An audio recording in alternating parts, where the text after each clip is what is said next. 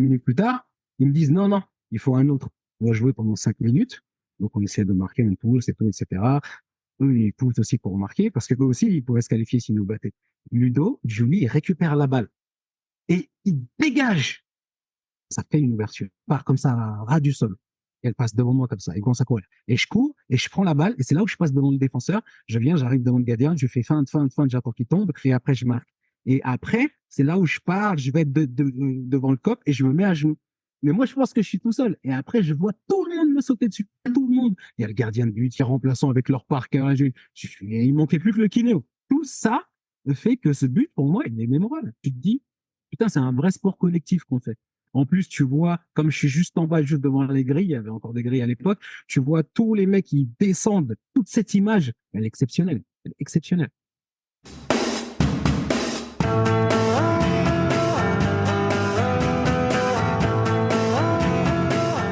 Bonjour à toutes et à tous et bienvenue pour un nouvel épisode du podcast des légendes. On se retrouve pour la deuxième partie de notre entretien avec Peggy Louyindoula. On va parler bien entendu de la Coupe de France avec le Racing Club de Strasbourg.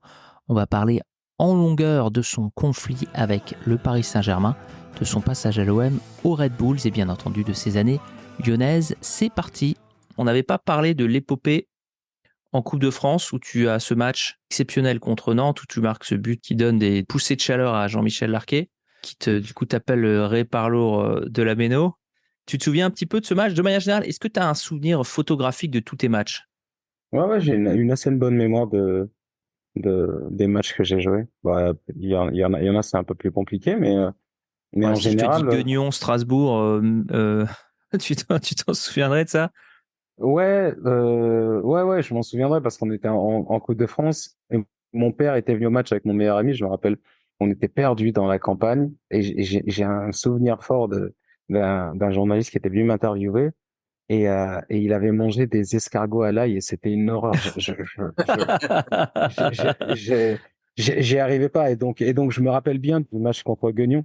Tu parles de celui en Coupe de France, celui qu'on a Je dis perdu? ça, pour être honnête, je disais ça complètement au pif. Hein, donc, Non, mais parce qu'on a perdu contre Guignon en Coupe de France, c'est pour ça que je pensais que tu parlais de celui-là.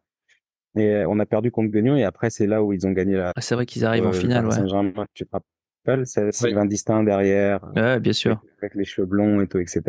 Et c'est pour ça que quand tu m'as parlé de Guignon, je pensais que tu parlais de ce match-là, mais Non, j'ai j'avoue une que je dis ça assez complètement au pif. Bah, tu vois, j'ai une assez bonne mémoire des matchs Ouais, en je vois, général. clairement.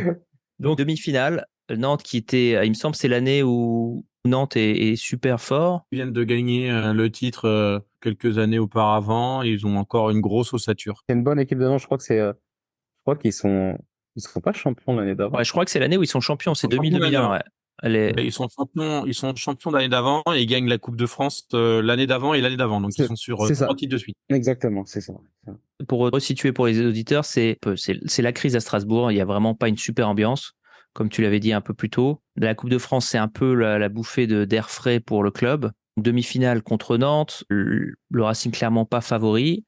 Je te laisse dérouler tes souvenirs de cette demi-finale à la Méno. Ouais, ça allait pas très bien et on partait absolument pas favori. Pour la plupart des gens, ça allait être une formalité pour Nantes. Ils allaient nous sortir.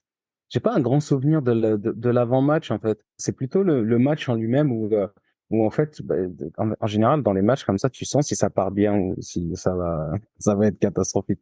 Et là, pour le coup, c'était vraiment bien parti. Il y avait une bonne énergie, on se trouvait facilement. Et il y a ce but-là, à ce moment où je vois Teddy qui me fait une longue passe qui traverse le milieu de terrain. Après, je l'oriente et je frappe du gauche, instantané. Ça lance un peu le truc, quoi, parce que au final, ils sont vite débordés par notre enthousiasme, notre force, notre truc.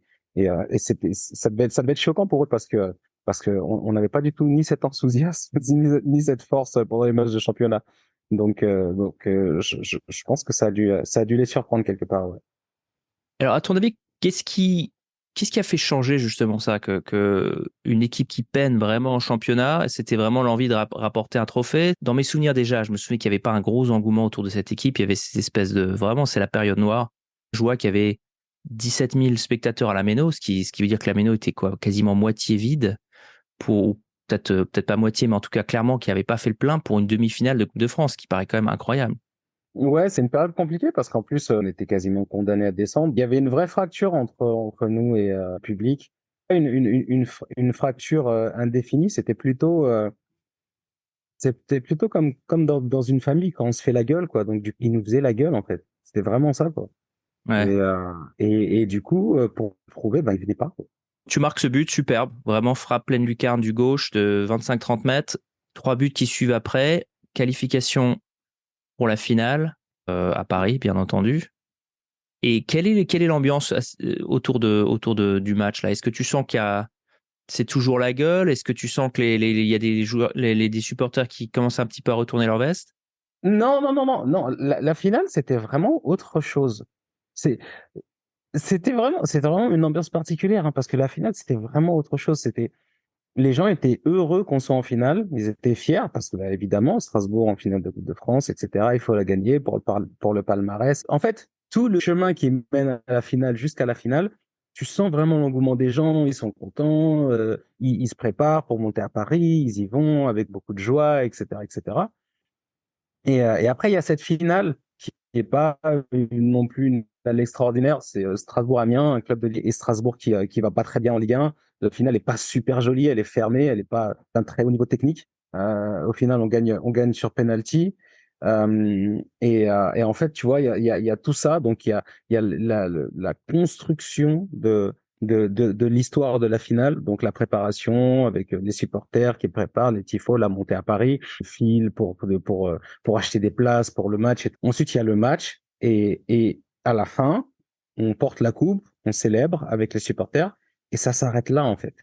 En fait, moi, dans mon esprit, c'est là la fin de la construction Ouais. on est en finale, on va en finale, on joue la finale, on gagne la finale. C'est que cette histoire-là. Et ensuite, une fois qu'on gagne la finale et qu'on a le trophée, là, tu sens comme un rideau qui se baisse et on revient dans le truc où genre, on a la haine contre vous, quoi. Et Ouais. donc du coup, du coup, en fait, la vraie célébration, elle se fait au Stade de France. Donc tu es toujours dans cette histoire de la finale. Tu la célèbres au Stade de France. Et ensuite, quand tu rentres à Strasbourg, non, quoi. C'est la parenthèse enchantée, quoi. C'est vraiment ça. C'est vraiment une parenthèse. Et après, quand tu rentres, on arrive dans le Stade de la Méno. Pas beaucoup de monde, il y a un peu de monde, mais pas beaucoup de monde, quoi. Ouais. Quand je pense si on avait, on avait terminé 7e du championnat, on avait gagné la Coupe de France, le stade aurait été rempli. Ça aurait Mais été la là, folie. là, il y avait juste la tribune, je sais plus laquelle c'est pas, la tribune famille d'aujourd'hui, celle d'en face, là.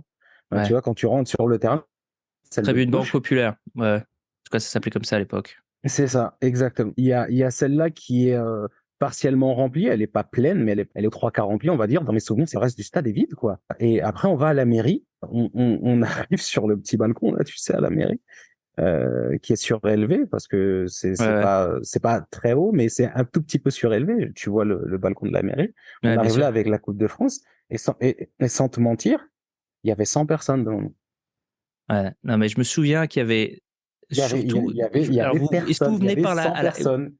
vous venez par la gare ou vous venez à l'aéroport? Parce que je me souviens qu'il y a dans mes souvenirs, vous venez à la gare et vous vous faites huer avec la Coupe de France. Alors, je sais pas si c'est exact, Non, mais je me non, souviens vaguement de ça, que non, c'était c'était genre pas nous. vraiment violent, quoi. Non, Ils te jetaient des trucs, je crois qu'ils te jetaient des pierres. C'est ça un peu, non, non, Michel? non, c'était pas nous. J'ai pas de souvenir de là. On s'est pas fait D'accord. huer. Non, non, non, on s'est pas fait huer. Comment? Attends, je crois que t'as raison. On rentre en train, on arrive à la gare, on se fait pas huer par tout le monde, mais c'est pas super chaleureux. Mais j'ai pas ce souvenir de genre on arrive et on se fait huer. J'ai le souvenir qu'on arrive et que les gens sont là. Il y a quelques gens qui disent bravo, il y a quelques gens qui s'en foutent royalement. Mais c'était pas, non, non, c'était pas. Si ça avait été l'extase, je me rappellerais. Je me rappellerais très bien. Est-ce que pour toi, c'est important justement de jouer dans des stades acquis à ta cause, qui chantent, etc. Ça te touche ou Ah tu non, t'en fous, tu ça restes dans ta touche, bulle? ça touche. Mm. Je sais pas, ça touche différemment sur tous les footballeurs, mais ça touche forcément. Tu vois, moi, par exemple, j'adorais aller jouer dans des stades où les gens ils te détestent. C'est super, ça. C'est, ah non, c'est fantastique. C'est fantastique. T'arrives dans un stade, l'ambiance, elle est hostile, les gens, ils te détestent, ils t'insultent, et après, boum, tu marques et tout le monde est calme. Tout le monde se tait. Donc Tout toi, le ça te monde s'était. motivait. Ah, c'est super. Non, mais ce sentiment, il est extraordinaire. Ouais. Tu marques et c'est une catastrophe pour eux. Tout le monde se tait. Alors que les mecs, il y a 2 minutes, tu vois, et en plus, tu te rappelles le football des années 90, début des années 2000, à être jeté tout ce qui pouvait être jeté, hein, des gobelets, des machins et tout, etc. Ouais. Il y avait pas de mecs qui mettaient des trucs pour te. Non, non, Donc, se c'était. protéger. Ouais. Et en plus, dans les années 90, il y a encore les virages. Alors imagine-toi, les gens, ils étaient au grillage, ils secouaient comme ça, ils t'insultaient et tout. Et tu marquais un but et tout le monde perdait sa force. Donc ça c'était marrant. Après à domicile, c'est vrai que de jouer dans des stades acquis à ta cause, ça te porte dingue, ça te porte de dingue. C'est vraiment incroyable. D'ailleurs, quand je signe à Lyon, il y a aussi ce truc parce que le dernier match, tu vois, quand je signe à Lyon, le dernier match que je joue de la saison avant de partir à Lyon l'année d'après, c'est Lyon-Strasbourg. Et en fait, eux, ils jouaient pour se qualifier en Ligue des Champions. Et Ouais. ben nous, on était déjà en Ligue 2. Et le stade était tellement chaud parce qu'ils avaient gagné la Coupe de la Ligue juste avant que tout le stade, il sautait. Qui ne sautait pas n'est pas lyonnais, il sautait comme ça. Et je me dis putain, il est mortel ce stade. J'aimerais trop jouer ici. Et tu vois, des ambiances comme ça, ouais, ça te donne grave envie. Ça te donne grave envie. Comme les ambiances hostiles quand c'est ton public, ça te coupe les jambes. Ah oui, Par l'inverse aussi. exemple, ah oui, oui, non, quand c'est ton public, c'est difficile hein, de jouer contre ton public qui est hostile. Les gens, ils se rendent même pas compte à quel point c'est dur, ça. C'est dur parce que vraiment une grosse force de caractère pour aller contre ça. Moi, j'ai vécu des moments collectifs, donc en tant qu'équipe, les supporters, ils étaient contre nous, que ce soit à Strasbourg, que ce soit à Paris, que ce soit à Marseille, que ce soit à Lyon.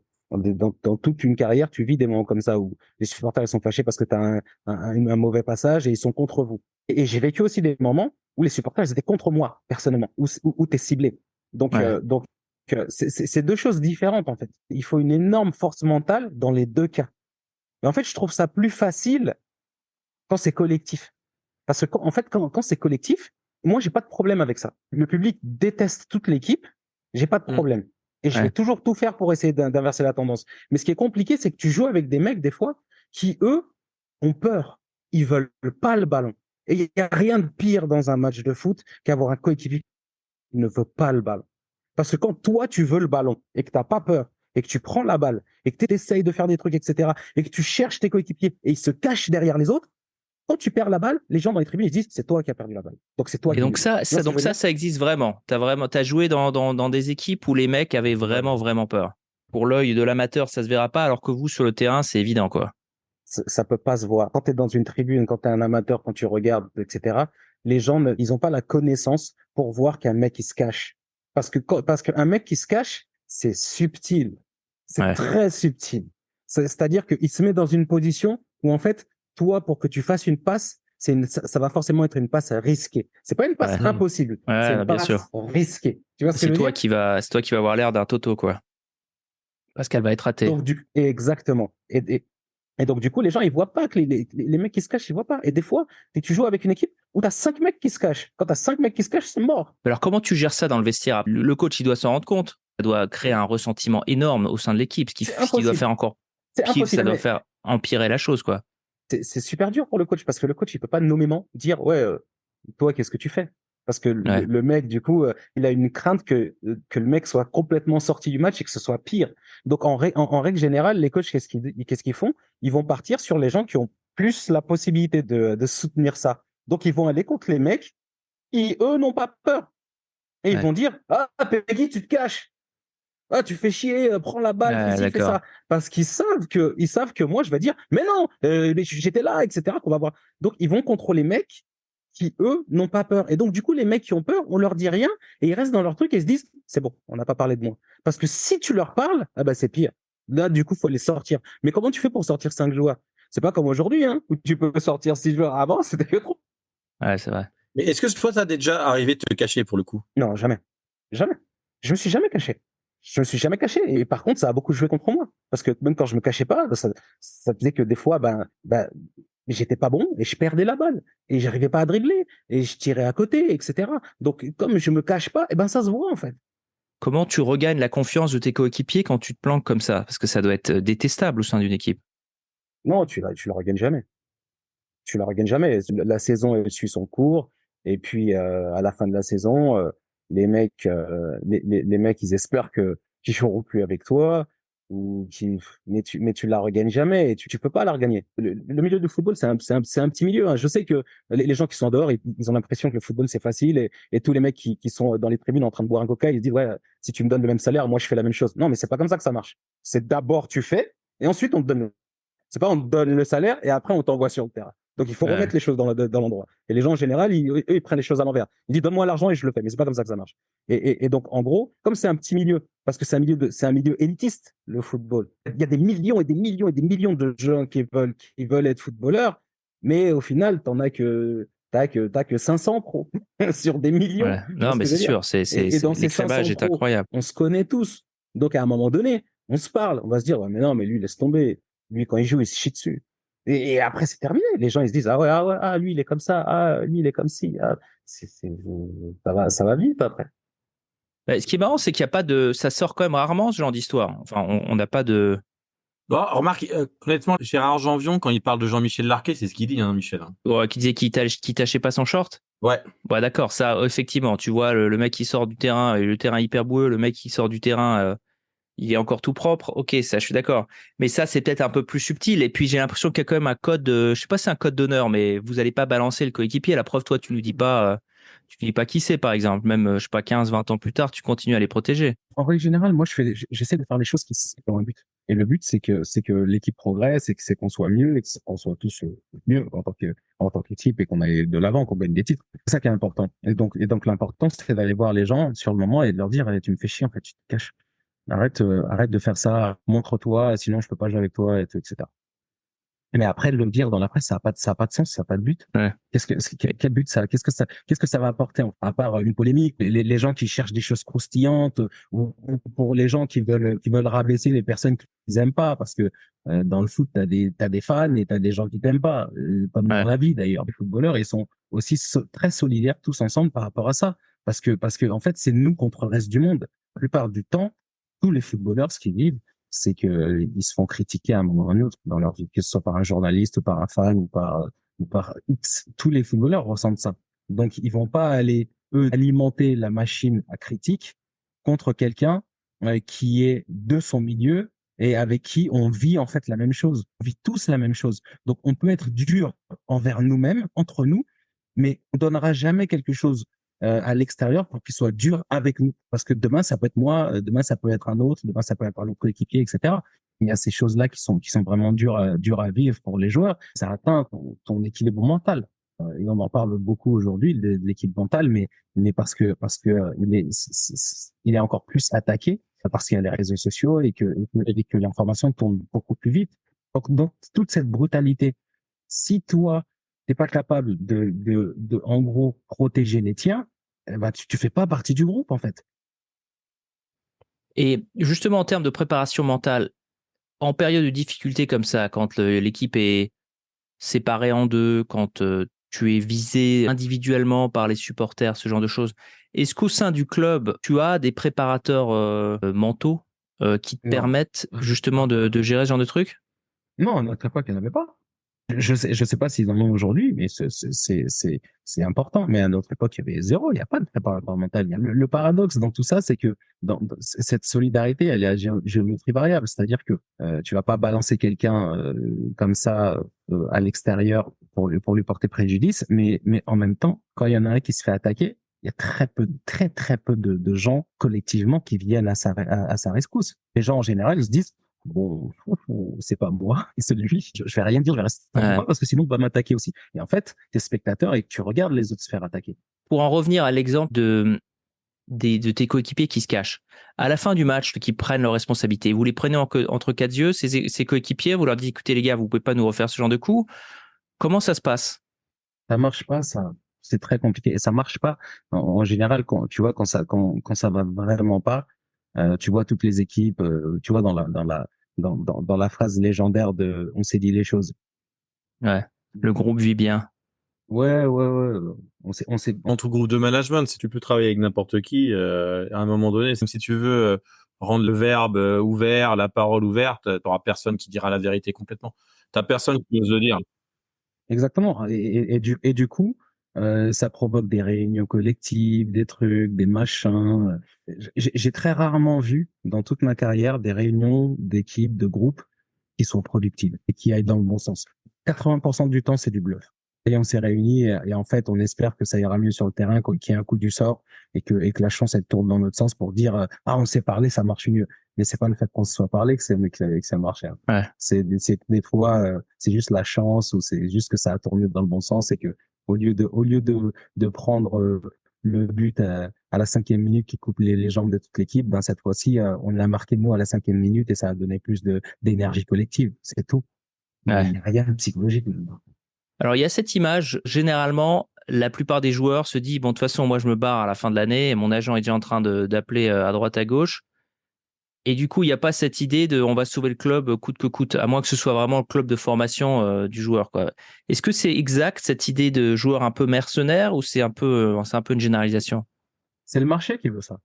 La réalité, c'est que en fait, les gens, quand ils parlent de foot, ils parlent d'un sport, mais ils parlent jamais du marché. Et en fait, le marché veut que aujourd'hui, les joueurs de foot soient non pas des marchandises, mais en fait, elles sont représentées par un contrat qui lui est une marchandise échangeable. Donc la réalité, c'est que dans ce marché-là, il y a pas une équipe qui va se battre pour un joueur, et il y a pas un joueur qui se battra pour une équipe. C'est complètement faux ça.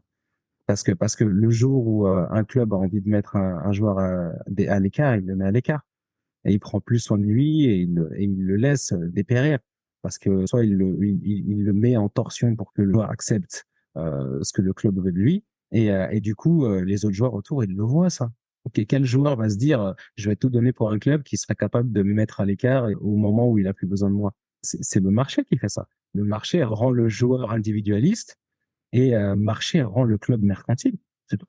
C'est aussi ça. On va parler de cette situation qui a été ultra dure pour toi au PSG, où vraiment c'était des méthodes abominables. Ça t'est arrivé déjà d'avoir le stade hostile contre toi, mais pas contre le club, mais uniquement contre toi? Et comment t'as réussi à surpasser ce truc-là? C'est super dur. C'est super dur parce que t'es seul en fait. T'es seul, mais vraiment seul. J'ai vécu cette situation à Paris où l'année d'avant, on a failli descendre. Et ensuite, on recommence une saison et où il y a des têtes de Turcs et j'en fais partie en fait. Il y a une présentation d'avant-saison. Par an, on rentre sur le terrain je crois qu'on jouait en match amical contre Barcelone. C'était un match de gala, un truc comme ça. Et je rentre sur le terrain et wow, une bronca phénoménale, phénoménale. Et donc après ça, bah, tu dois jouer. Hein. Qu'est-ce que tu veux faire? Ouais. Soit tu rentres chez toi, soit tu joues quoi. Et non, et je m'étais préparé. Je me suis dit bon bah c'est comme ça.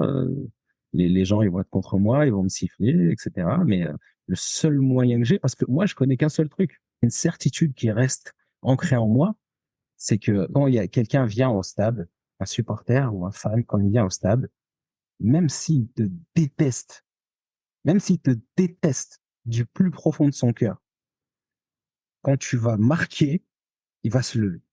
Il va se lever. Tu mets demain Neymar sur le terrain, les mecs ils l'insultent, etc. Ce que tu veux, mais quand il marquait des buts, moi je voyais pas un stade tout assis. Hein. Je voyais des gens qui se levaient, qui étaient contents de voir un but pour leur équipe. Après, il y aura toujours des mecs qui vont faire les jusqu'au boutistes et qui vont dire non moi je me lève pas et tout, etc. Mais tu te rends compte à quel point tu passes pour un con si tu es dans la tribune et que tu dis non moi je me lève pas parce que je l'aime pas. Les mecs autour de toi ils vont te regarder, ils vont te dire mais quel genre de débile t'es toi. Tu vois, c'est compliqué hein, d'aller jusqu'au bout de la débilité. Donc moi j'avais ça qui m'habitait et je me disais non mais bah, de toute façon si l'équipe gagne, si je marque, à un moment donné les gens ils vont voir que voilà quoi, c'est normal que et je suis toujours dans ce truc-là, c'est que en fait les gens ils t'aiment et ils te détestent en proportion du talent qu'ils observent chez toi. C'est-à-dire que si t'es un joueur quelconque et que t'es pas bon, ils vont pas te détester autant parce que au fond d'eux ils se disent hey, il est pas capable de plus. Tu vois ce que je veux dire? Ouais, oui, je vois très bien. C'est vraiment, c'est ce que Alors que j'appelle, moi, le phénomène Charles Traoré. Bon, je suis désolé pour Charles Traoré, qui est un joueur de Nantes, mais c'est exactement ça. Je trouve que c'est un joueur qui est pas très bon, mais il est jamais sifflé parce qu'il est au maximum de sa vie, quoi. Donc, même en jouant mal, Personne le siffle parce qu'il peut pas faire plus. Mais c'est vraiment ça, c'est que si les gens au fond ils se disent putain non, il peut faire plus, ils auront plus la haine contre toi. C'est pour ça que Oui. ils ont autant la haine contre Neymar, ils ont autant la haine contre Messi, parce que les gens ils se disent non mais en fait eux ils doivent prendre la balle, ils doivent dribbler tout le monde et marquer 6 buts par match. Et c'est ça qu'ils se disent dans leur tête. Et c'est pour ça ils sont autant énervés. Et moi, ayant tout ça au fond de moi, je me suis dit non mais je sais que je vais marquer, je sais que je vais faire des bons matchs, je sais que ça va revenir. C'est juste une question de temps. C'est juste une question de temps et c'est une question de mentalité. Plus je penserai noir, plus je serai tétanisé sur le terrain et moins je serai libéré. Il faut que je fasse abstraction du truc et que même si on me siffle, c'est mon métier, quoi. C'est plus juste ma passion, c'est mon métier. Donc, mon métier me force à venir jouer sous les sifflets, les colibés des gens et essayer de renverser la vapeur. C'est mon métier. Donc, au final, je l'ai fait. J'ai marqué. C'est cette année-là où on fait une super saison. On savait que ce fameux but que je marque contre Twente, etc. Et au final, tu vois, quand je vis des choses comme ça, où au final, il nous faut un but parce que sinon on se qualifie pas.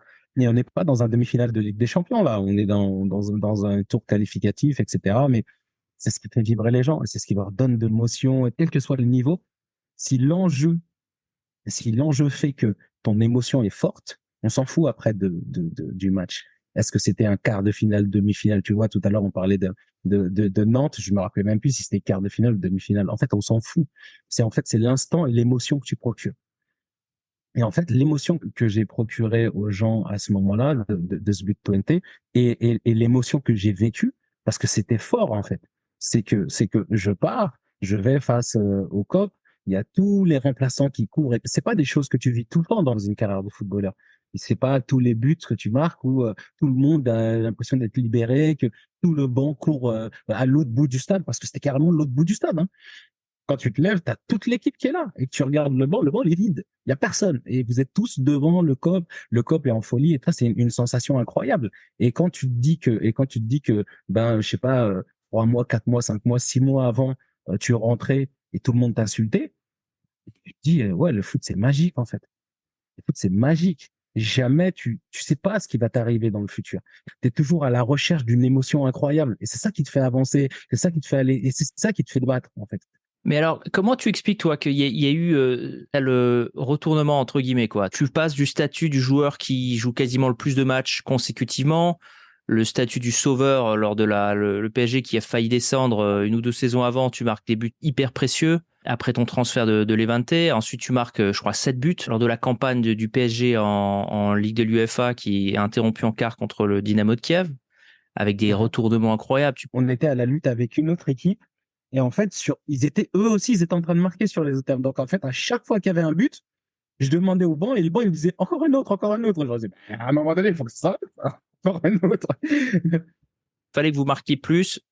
Et tu marques, je crois, à la 88e, un truc comme ça. Tu fais un doublé ce jour-là et tu marques ce dernier but, un face-à-face avec un sang-froid juste incroyable. Oui, ça c'est vrai. Devant le gardien. Et je crois que c'est la saison d'après où tu reviens d'un tournoi à Londres et c'est là qu'Amboiré te dit écoute, Peggy, on n'a plus besoin de toi, quoi. Genre brusquement, clac. En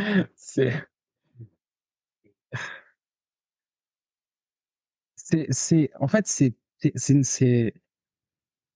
on pourra faire un podcast entier de cette histoire parce que c'est beaucoup plus long, beaucoup plus compliqué. Tu dis, en revenant du tournoi Emirates en août à Londres, on m'a fixé un rendez-vous avec le coach. C'est là qu'il m'a annoncé que je ne faisais plus partie du groupe professionnel et que je devais de suite vider mon casier. C'est pour bien comprendre. En gros, ça remonte à 6 mois avant, même 12 mois avant, quand on recommence cette saison-là, avant de la finir et de partir en stage pour recommencer la nouvelle saison. Donc, la saison d'avant, les 6 premiers mois, j'étais en concurrence avec Erding et Guillaume Haro et je jouais pas trop parce que Antoine préférait cette doublette et revenait de blessure ou un truc comme ça. Donc, en fait, je jouais moins. J'étais plus un joker de luxe.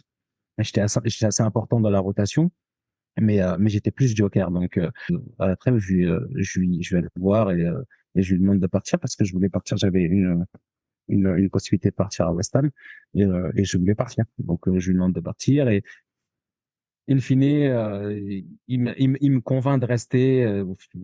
je te saute l'étape. En gros, le club me convainc de rester alors que je voulais pas. Et après, on arrive fast forward, donc en accéléré à cette période où revient les Emirates et où ils me disent fais tes affaires et pars parce que toi.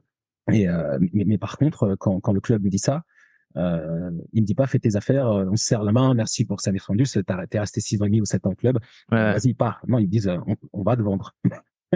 Moi je leur dis mais vous m'avez empêché 6 mois avant de partir, donc Ouais. laissez-moi au moins partir gratuit. Et là ils refusent quoi en fait. Et donc en gros on rentre dans un conflit et c'est là où en fait ils me mettent ensuite à l'écart. Alors, juste pour comprendre, t'aurais pu partir à West Ham libre ou pas?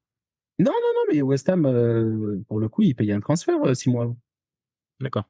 Le but pour moi, ça avait jamais été, j'ai jamais voulu partir gratuit. J'avais une opportunité de transfert et j'ai souhaité au club. Voilà, il n'y a jamais eu une question de gratuité.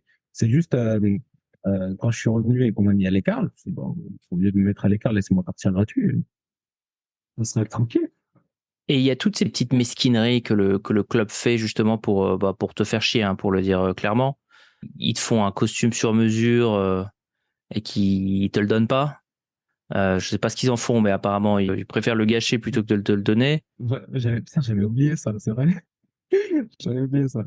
Il y a l'histoire de la photo officielle qu'ils font quand t'es pas là, je crois. Enfin, ils la font dans ton dos pour pas que tu sois sur la photo officielle. Enfin, vraiment des mesquineries qui te disent, mais c'est pas possible qu'un grand club entre guillemets fasse un truc pareil, quoi. Ouais, mais c'était au-delà des mesquineries, hein. C'était dur, hein. C'était pas des mesquineries, hein. C'était vraiment C'était presque du pas des... harcèlement. Non, c'est du harcèlement, mais ce que je veux dire, c'est que c'est mesquin. C'est tellement mesquin de se dire. Non, l'histoire du costard, c'est mesquin. C'est clairement mesquin. Il y a eu des petites mesquineries, mais le gros du truc, c'était des trucs vraiment violents, quoi. C'était bah, comme tu le disais, j'avais plus le droit d'aller dans le vestiaire. Carrément, ils avaient désactivé mon pass, quoi. Je pouvais pas rentrer. C'était même pas que on allait me dire viens pas. C'est qu'ils avaient désactivé mon pass. On avait des passes pour rentrer dans le vestiaire, tu vois, les passes avec les trucs pour que la porte se débloque. Mon pass était désactivé. J'avais pas le droit de rentrer dans le camp des loges. En fait, j'étais avec les jeunes et je devais rester avec eux, quoi. On m'avait clairement dit, en fait, tu n'es plus d'un joueur professionnel. Maintenant, tu es à la disposition de l'entraîneur de l'équipe réserve et ton entraîneur, c'est l'entraîneur de l'équipe réserve. C'était aussi simple que ça. C'était quoi l'objectif derrière? Ils essayaient de faire quoi en fait? J'ai jamais compris ce qu'ils essayaient de faire en fin de compte, parce que de toute façon, tu disais bah laissez-moi partir libre, ils voulaient pas. Quelle était à ton avis l'idée derrière tout ça? À part te faire bien chier, qui était clair. Je sais pas. Et aujourd'hui encore, je me pose la question. Est-ce que c'était de me faire mal? Est-ce que c'était de se venger? Est-ce que c'était de faire un précédent? Je sais Mais pas. de se venger de quoi? Il y avait quelque chose qui te reprochait? D'être têtu, en fait. Ben, en gros, ils voulaient que tu courbes les chines, quoi. Bah, en fait, il y a un truc qu'il faut comprendre, c'est que il y a toujours un système qui se met contre la personne qui est à l'écart.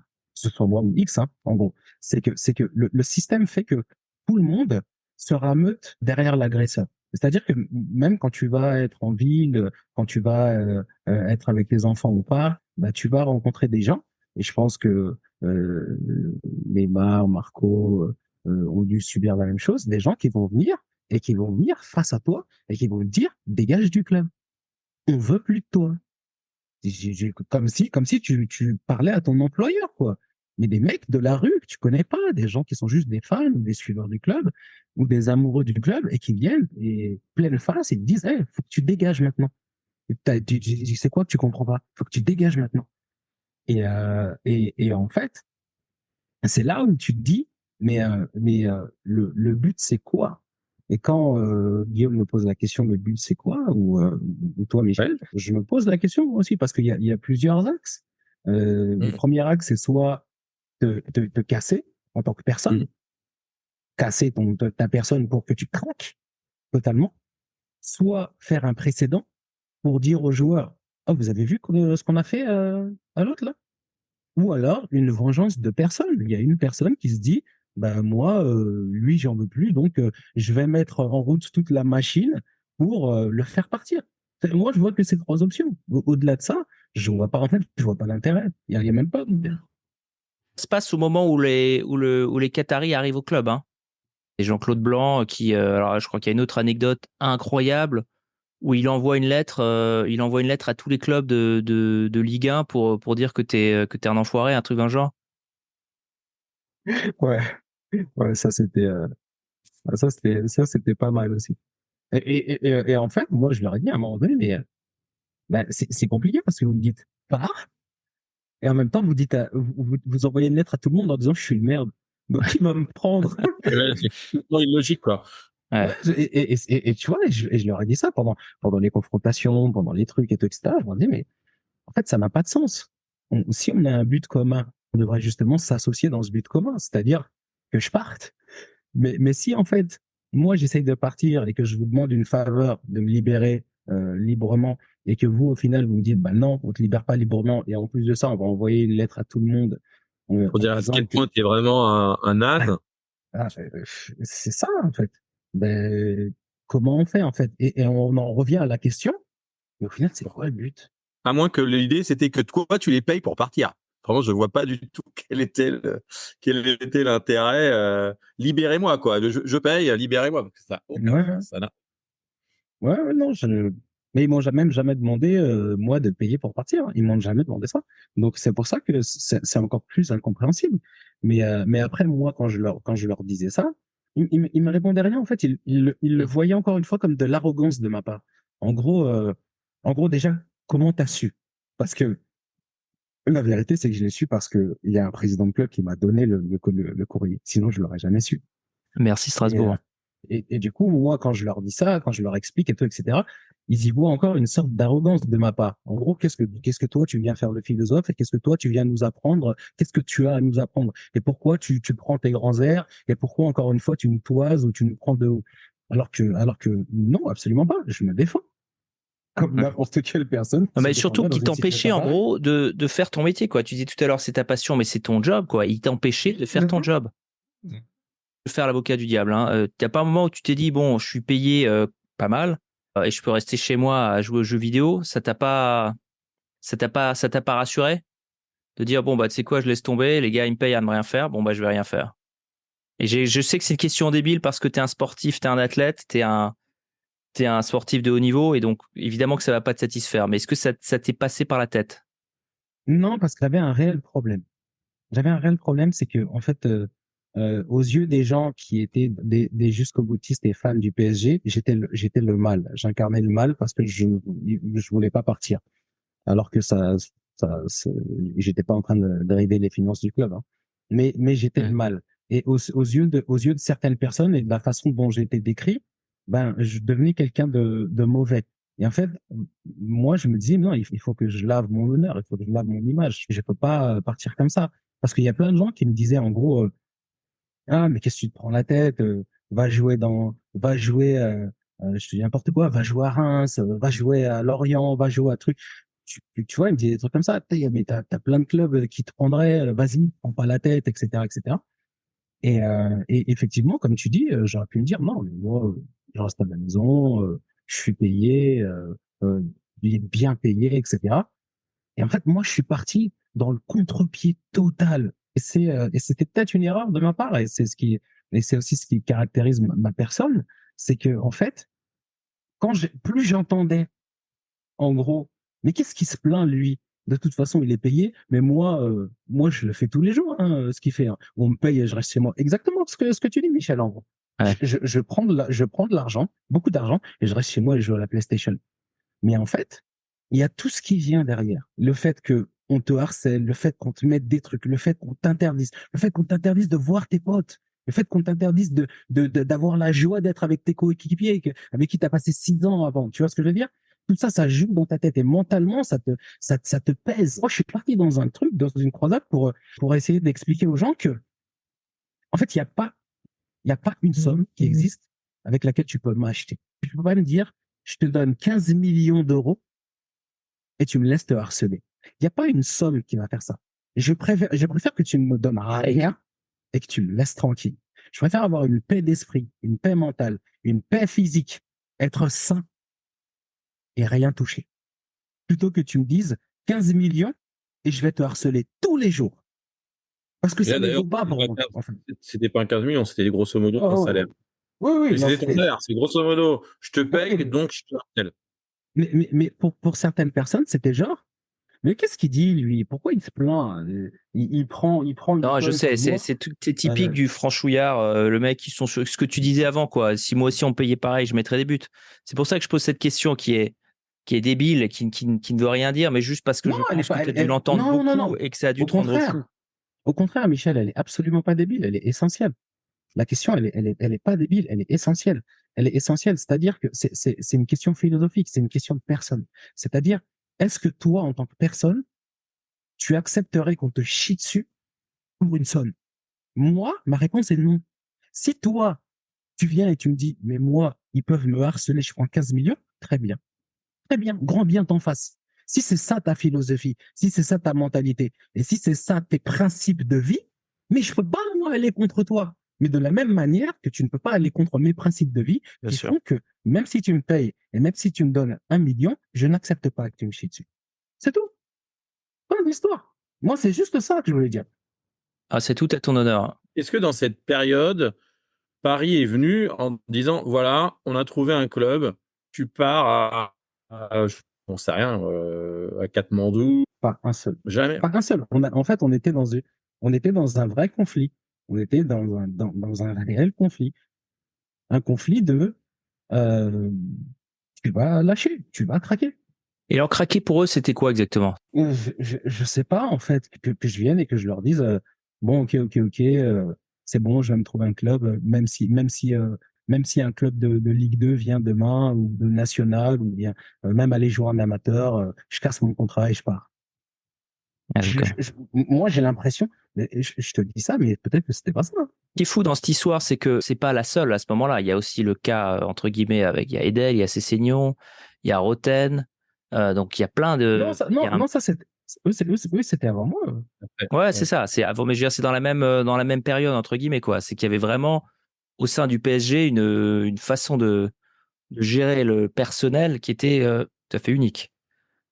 C'était un petit peu une période. Et c'est très étrange pour de voir cette façon où vraiment ils voulaient montrer que c'était eux les boss et ils traitaient vraiment les joueurs mais comme du bétail, et ensuite de voir la différence avec les années Neymar, les années Messi, les années Mbappé, où au contraire on disait que c'était la République des joueurs.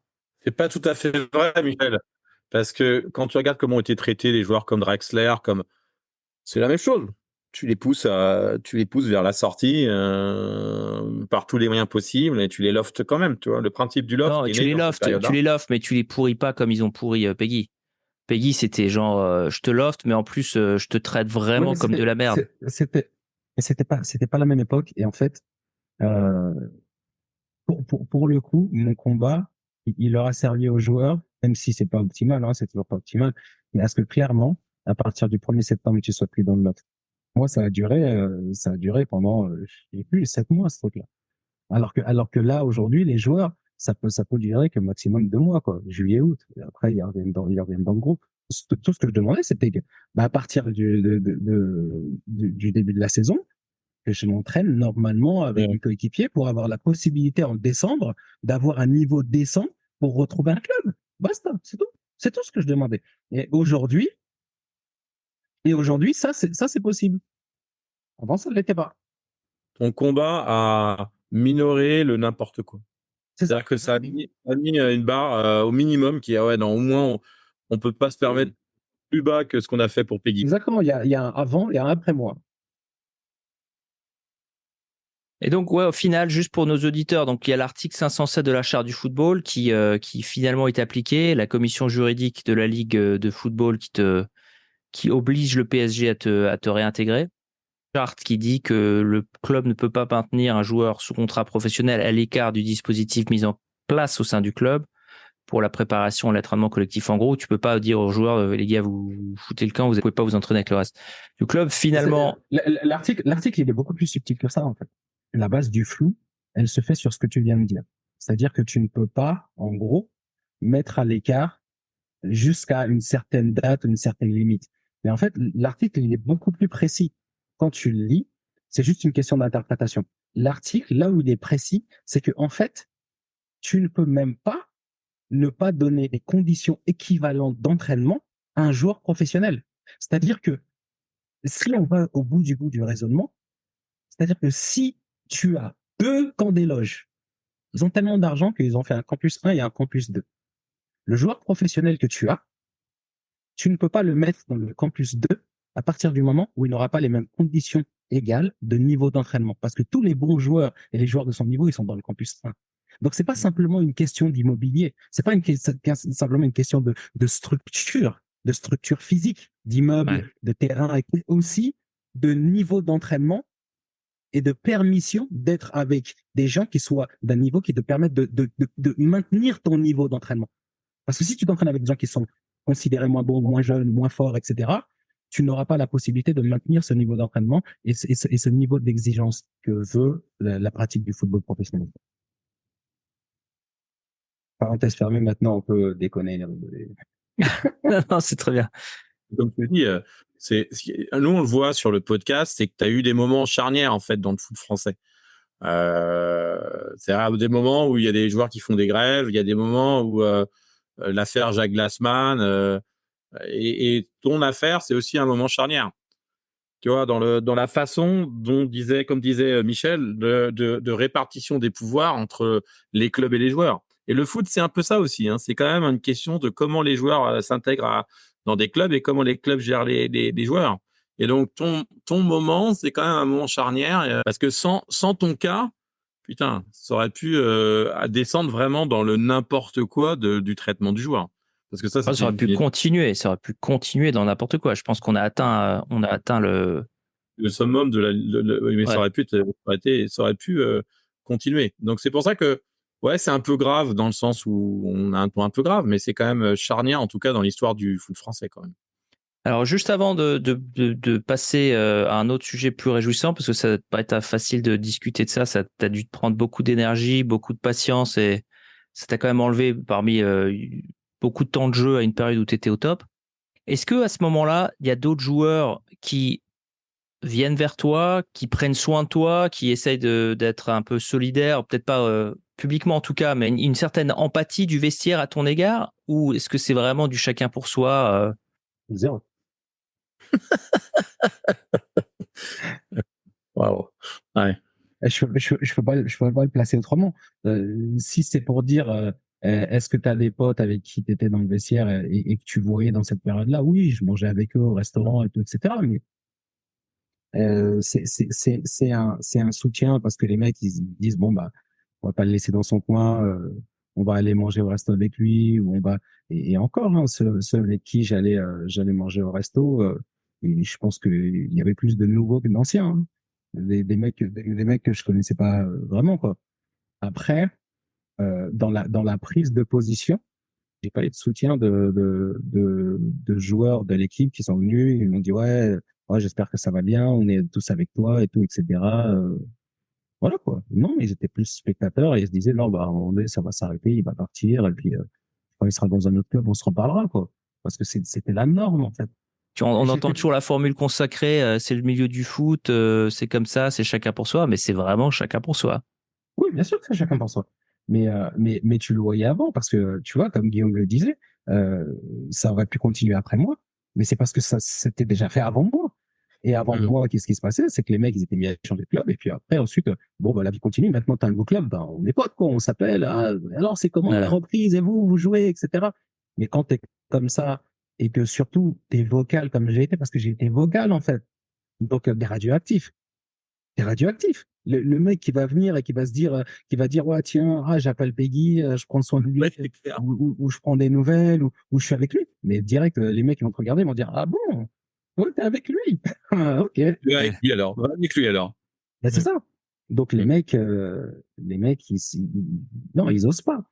Peut-être que j'idéalise le passé, mais Ah. ce que je comprends dans les années 70, c'est quand il y avait des traitements comme ça, un peu bizarroïdes sur un joueur, tu avais quand même le chef de meute de l'équipe, le capitaine, le taulier, qui allait voir les dirigeants et qui disait ouais, on va arrêter les conneries quoi. Tu vois, un mec comme Henri Michel à Nantes ou d'autres gars à Saint-Etienne, ils arrivaient à faire changer. Mais bon, c'est pas les mêmes clubs, c'était pas les mêmes conditions. Je pense que C'était pas la même ça. époque, c'était pas les mêmes Ouais. conditions, les enjeux, ils étaient différents. Pour reprendre ton exemple, Guillaume, prends l'exemple de Neisner.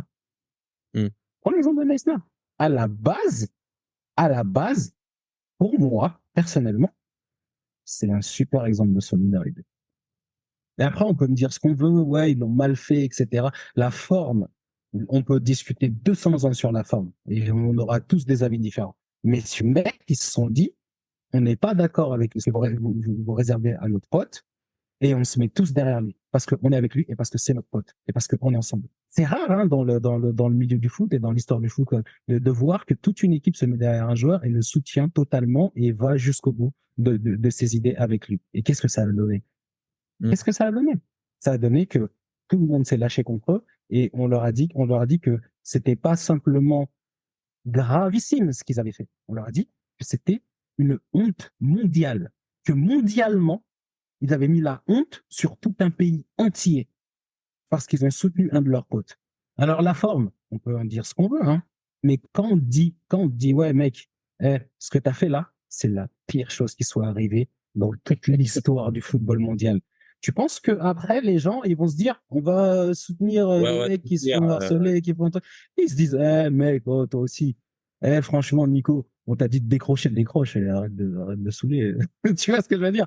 Ils vont commencer à te dire ouais mais toi aussi t'abuses un peu. Le coach il t'a dit ferme ta gueule, ferme-la. Voilà. Tu vois ce que je veux dire? C'est passé comme Mais ça. ça arrive souvent, justement, ce genre de truc où le joueur répond à son coach de manière un peu véhémente. C'est classique ou ça dépend du coach? Moi, j'étais pas dans le vestiaire et je sais pas si la phrase qui a été dite ouais, bien. a vraiment été dite. Je peux pas le dire, j'étais pas là. Non, non, mais je veux dire, mais de manière générale, est-ce que c'est un épisode qui Non, non, pourrait non, mais arriver et qui généralement est géré en non, mais je interne suis obligé sans de, gros problème? oui, mais pour répondre à ta question le plus précisément possible, je suis obligé de parler de ça parce que c'est vraiment une phrase à part. Elle est lourde, elle est hard, Ouais. hein, cette phrase. Hein. Très bien. Donc, je suis obligé de te dire, je sais pas si c'est ce qui a été dit, mais moi, en fait, j'ai jamais été témoin d'une phrase aussi poussée. Mais vas-y, tu me casses les couilles, vas-y, moi, ça me fait chier, des trucs comme ça, tous les jours.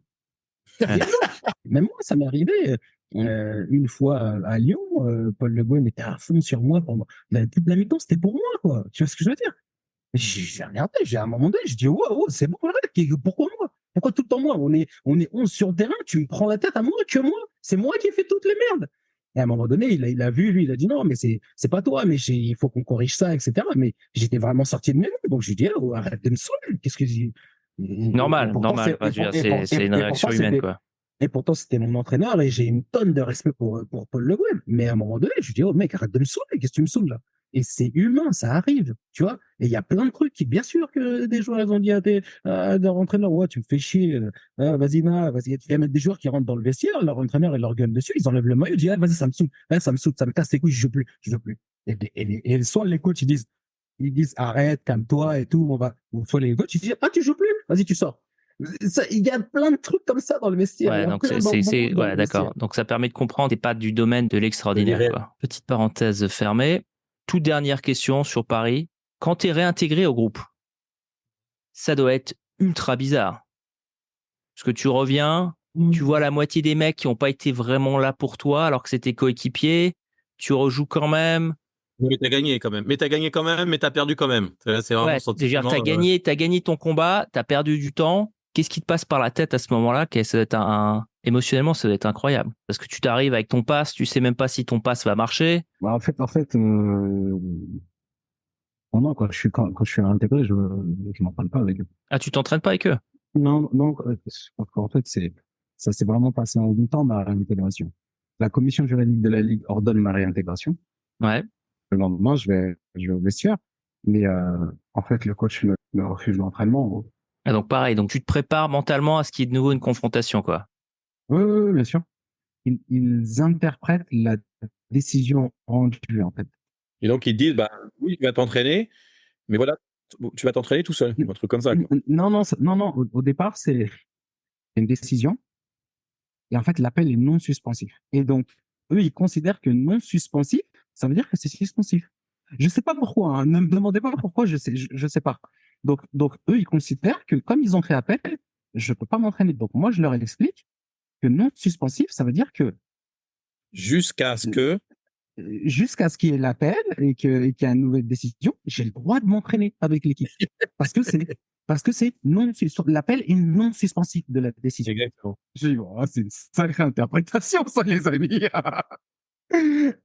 Et donc, d'un moment, ils se disent, bon, il y a quelqu'un qui vient leur dire, mais en fait, c'est lui hein, qui avait raison, je crois. et donc, Mais il a raison, je crois qu'il a raison quand même. Et donc, il me donne des affaires, etc. Mais le coach ne veut pas que je m'entraîne avec l'équipe. Donc, il demande un des kinés à l'époque que je ne connais pas, puisque c'est des nouveaux kinés qui étaient venus après. Pas un kiné, pardon, un préparateur physique. Et il lui dit, bah, vous allez partir courir en forêt, vous deux. Et il dit, ouais, parce qu'en fait, on connaît pas quelles conditions tu as et tout, etc. Moi, je dis, mais moi, je m'entraînais hein, de l'autre côté. Hein. J'étais pas à la maison, hein, je m'entraînais. Ça fait très épisode des Sopranos, tu sais, tu vas aller courir en forêt avec le mec. Poum, poum. Ouais. Et c'est ce que je te disais tout à l'heure, Michel, par rapport aux conditions d'entraînement, tu vois. C'est que Ouais. là, pour le coup, le coach, il me dit, non, mais l'entraînement que tu as fait là-bas, nous, on ne sait pas ce que tu as fait, tout, etc. Donc, on doit te réassess. C'est-à-dire qu'on doit voir si finalement. On va réévaluer, ouais, histoire de perdre. Donc, ça veut bien dire quelque part que tu considères pas que c'est du même niveau. Bien sûr, bien sûr. Et donc, en gros, il me dit ça, et moi, en gros, je refuse, quoi. Là, vraiment, je joue au con. Là, il me dit, ouais, tu vas en forêt, et moi, je dis, en gros, devant tout le groupe, non, je vais pas en forêt. Et il me dit, si, tu vas en forêt. Et moi, je le regarde, je dis, non, je suis rien encore, je vais pas en forêt. Et donc, le préparateur physique vient vers moi, il me dit, ouais, bon, vas-y, il faut qu'on aille en forêt et tout, etc. Et je dis, Putain. moi, je n'ai rien contre toi parce que je te connais pas. Oui. Mais par contre, je vais juste Je vais te donner pas en un conseil. forêt. Non, mais je lui ai dit, Guillaume, je vais juste te donner un conseil. Si tu veux aller faire un footing en forêt, je peux pas t'en empêcher. Moi, je peux pas t'en empêcher. Donc, si tu veux aller courir, va en forêt. Il n'y a pas de souci. Mais moi, je reste ici. donc, il voit vraiment que, il voit vraiment que je veux pas. C'est là que t'es venu, ta réputation du mec qui détestait les arbres, si je comprends bien. c'est ça. Arbophobe. Je suis arbophobe, je peux pas aller en forêt. Je suis désolé. Exactement. J'ai un gros problème avec les arbres. Et donc après, il faut en fait à l'écart du groupe un petit atelier avec les jeunes, les pauvres. Ils étaient montés pour s'entraîner avec les pros à cause de moi. On s'est entraîné à 5. Un peu. Sur le côté, ils se sont pas entraînés avec les pros, les pauvres. Même eux, ils auront pas subir ça. Et donc l'entraînement s'est fini comme ça. Et après, on est reparti dans un truc. Ouais, non, pendant l'appel. Et j'avais vraiment pas envie d'aller tous les jours à la guerre comme ça et tout, etc. Ouais, tu m'étonnes, ça doit être usant. Ça doit être usant. C'est usant. Mais en plus de ça, il faut dire que pendant toute cette période, je voyais un psy. Hein. C'était pas genre j'étais à la maison et tout, je voyais un psy. Je viens pas, j'attends l'appel. Et entre-temps, ma réintégration et l'appel, il se passe quelques semaines. Après, c'est la trêve. Et en fait, le coach est renvoyé. Et après, c'est Ancelotti qui arrive, en fait. Et en fait, c'est le bon moment pour être réintégré presque normalement par le nouveau coach, en fait. Non, ouais, c'est ça. Mais en plus de ça, je suis réintégré et quelques semaines après, je prolonge, en fait. Alors ça, il faut que tu nous expliques. En fait, je rencontre Carlo et il me dit, moi, j'ai rien contre toi. Je te connais pas en tant que personne. On sait qu'il n'aime pas la forêt. On m'a bien raconté qu'il n'aime pas la forêt. Ça, c'est bien intégré dans le contrat. Notre histoire n'est pas entachée, etc. Donc, tu t'entraînes et puis voilà, quoi. Tu fais partie du groupe et on se parle tranquille. Et puis, proposer une prolongation de contrat, parce que je pense qu'ils se sont dit, il arrive en fin de contrat et peut-être qu'on peut le vendre, quoi. À mon avis, peut-être qu'ils se sont dit ça, donc ils m'ont prolongé et puis voilà. Après, je suis resté à mon groupe et là, j'ai été vraiment réintégré. Donc après, par rapport aux autres, c'était ah Peggy, on est super content que tu sois revenu et tout, etc. Et qu'est-ce que tu veux faire? Ouais, je suis content de revenir et puis basta. Après, la vie reprend son cours normalement. En fait. Et tu as réussi à évacuer toute la déception que tu pouvais avoir vis-à-vis de tes coéquipiers? Non, j'ai jamais eu de déception par rapport à ça. J'ai jamais été déçu parce que j'ai toujours su qu'il ferait rien. En fait.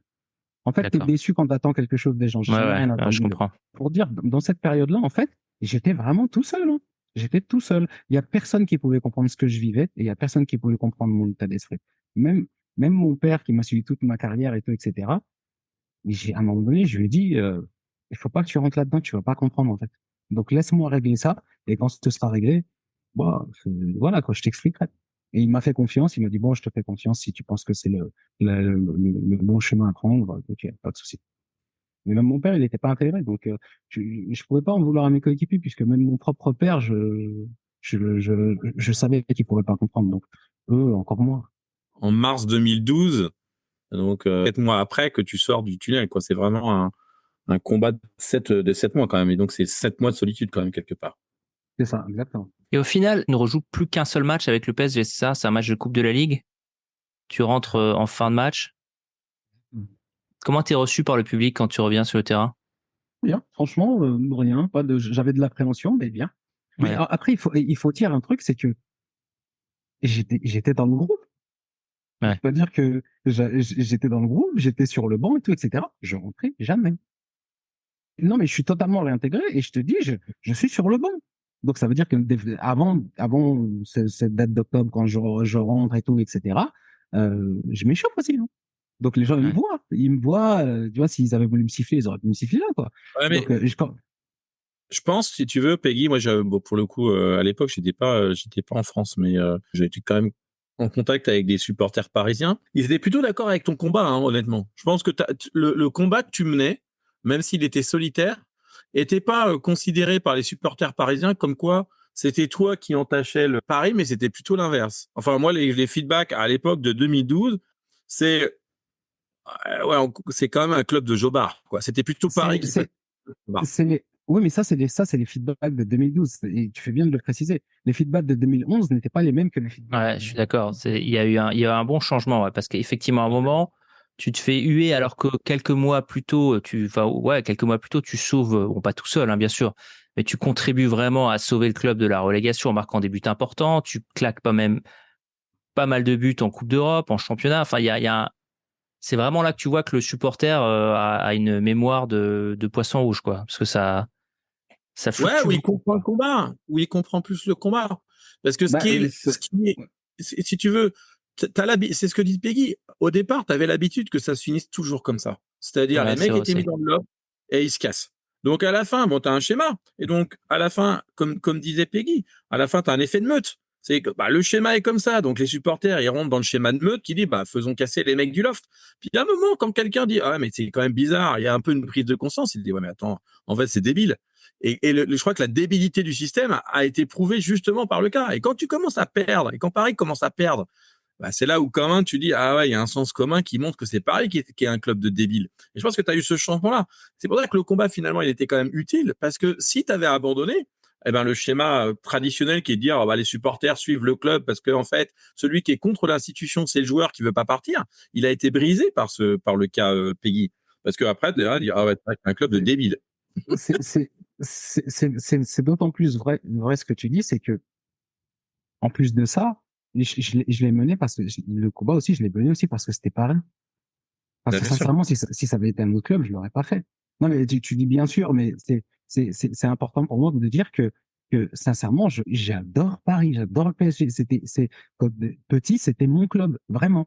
Je suis un mordu du PSG. Quand j'étais petit, j'étais un mordu du PSG.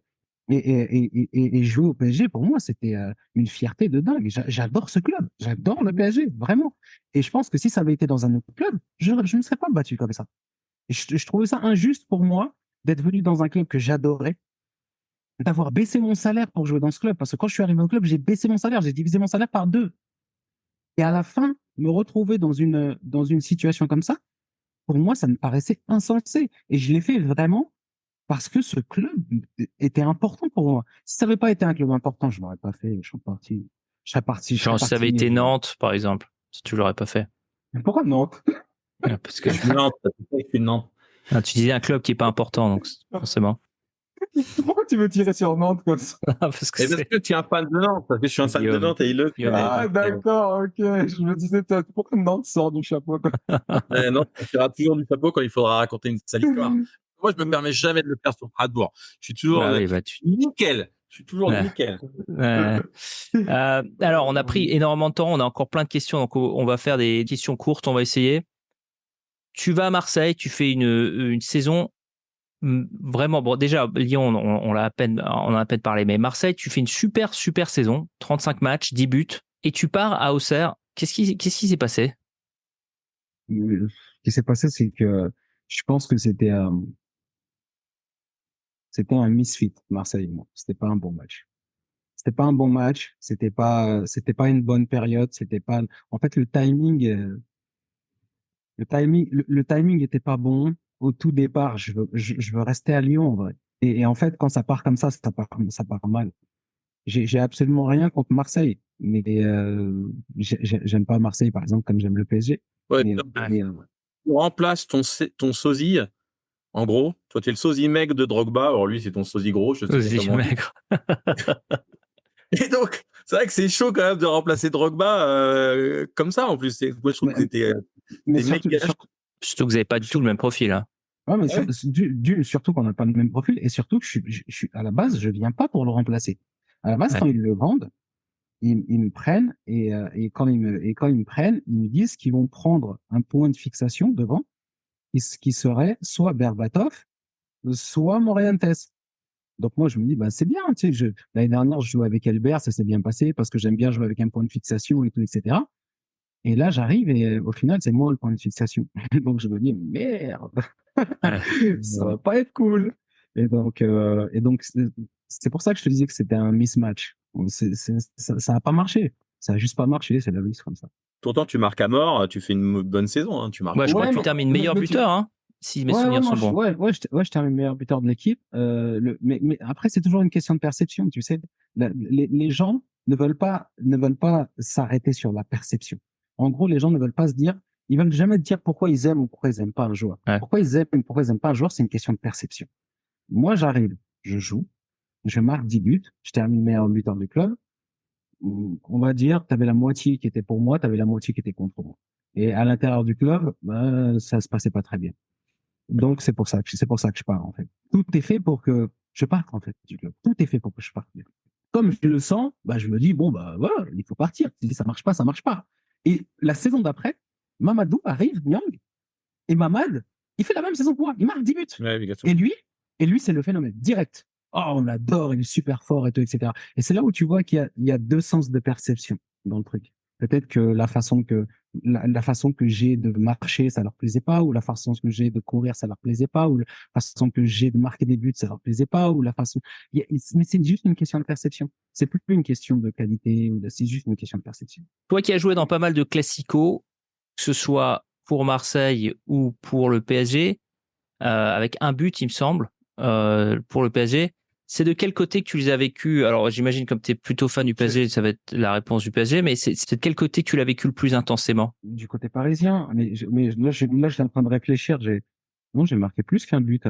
En fait, j'ai jamais marqué dans les classicos, j'ai jamais marqué avec Marseille. J'ai marqué qu'avec. Oui, avec Marseille, exact, ouais. Avec Marseille, t'as pas Mais, marqué. pour moi, c'était plus intense du côté parisien. Parce que quand j'étais petit, j'étais fan de Marseille. Parce que, en fait, ça collait plus avec ma personne du truc, en fait, qui est vraiment important. Et c'est l'instant du match contre Marseille qui est vraiment important. Alors que du côté marseillais, le match, il est plus important que l'instant, c'est plus important que tout, en fait. Et en fait, moi, ça m'a toujours gêné, ça. Ça m'a toujours, moi, je me disais, mais attends, moi, si je joue à Marseille, franchement, je perds aller-retour contre Paris. Bon, bah, c'est pas bien parce que je suis un compétiteur et que j'aime pas perdre. Mais si je suis champion et que je perds aller-retour contre Paris, je sais bien, tout de suite demain. Ouais, bien sûr. Alors que, et tu vois, je pense que ça, à Paris, et en plus à l'époque, où ils avaient gagné que 2 titres dans leur histoire, ils auraient pu accepter tranquille de perdre aller-retour contre Marseille et d'être champion. Parce qu'ils auraient été champions devant Marseille. Tu vois ce que je veux dire? Ouais, bien sûr. Mais à Marseille, non, ils auraient pas accepté ça. Ils veulent absolument pas que tu perdes contre Paris. Tu sais, ça va au-delà de tout, en fait. Ça va au-delà de l'instant et du moment. Et en fait, moi, je suis quelqu'un, j'aime faire autre chose aussi. Et quand je sors du terrain, bah, j'aime aussi sortir du terrain, couper. En fait, ma vie, elle se résume pas à un ballon, quoi. Ma vie, le foot, c'est ma vie parce que j'adore. Et si on m'enlève le foot, je vais pas dire que je suis incapable de vivre. Non, non, je pourrais toujours continuer à vivre, quoi. Alors, petite question qui n'a rien à voir. Tu joues avec un autre gars du Loiret, qui est Steve Marley. C'est un peu les Ouais. gars que vous êtes suivis. C'est qui le meilleur du Loiret? C'est toi ou c'est Steve? Le meilleur du Loiret, Ouais. c'est évidemment moi. Ok. Ok, Mic mais c'est drop. un combat. Non, Steve dirait que c'est lui, mais il se trompe. C'est qui le joueur avec qui tu as le préféré jouer dans toute ta carrière? Ton gars sûr. Avec qui j'ai préféré jouer? Bah, ton gars sûr, celui où tu dis, ouais, putain, j'adore. Bon, Teddy Bertin. Ouais, pas faire, l'oublie. Bon. On n'avait pas trop de connexion sur le terrain, donc. Mais Ah, des claques. dans quel sens parce que j'ai aimé jouer avec beaucoup de joueurs, hein. J'ai pas un joueur qui se détache. J'ai beaucoup de joueurs avec qui j'ai adoré jouer. Donc c'est super dur de. C'est super. Bah, Cette question elle est le dure. gars, tu sais que tu vas au combat avec lui, tu vois. Tu sais que sur un match chaud, c'est avec lui que tu veux être, tu vois. Ouais, mais Il- c'est différent, tu vois, d'un joueur avec qui tu te dis ouais, si je vais au combat, c'est sûr. Avec un joueur avec qui tu te dis putain, avec lui on va pouvoir combiner, s'amuser. Avec lui, ah lui je vais me régaler et tout, etc. Tu vois, il y a quand même profil différent, quoi, tu Alors, vois. très bien, c'est vraiment le gars avec qui tu vas au combat. Tu sais que tu vas faire un Paris-Marseille. Ça va être chaud de chaud à Marseille. T'es avec Paris et t'as besoin d'un gars quand même qui soit là, quoi. Oh, Gila, Mamadou Diarra, Gila, tous les jours. Ouais, Oh ouais, d'accord. tous les jours, tous les jours. On va passer du PSG à la MLS. J'imagine que toi qui adores les États-Unis, est-ce que tu as beaucoup hésité quand tu sais qu'il y a la possibilité d'aller partir aux Red Bulls? Absolument pas un instant. Et quel est pour toi le niveau réel de la MLS? Si tu veux le situer par rapport à un championnat français.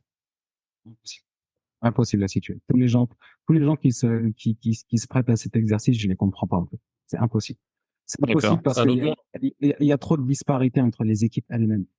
T'as des équipes qui sont super fortes, t'en as une catastrophe. Dans l'équipe même, t'as trop de décalage. En fait, tu joues avec des mecs, c'est des niveaux ballon d'or, et tu joues avec d'autres, ils comprennent pas un une deux, quoi.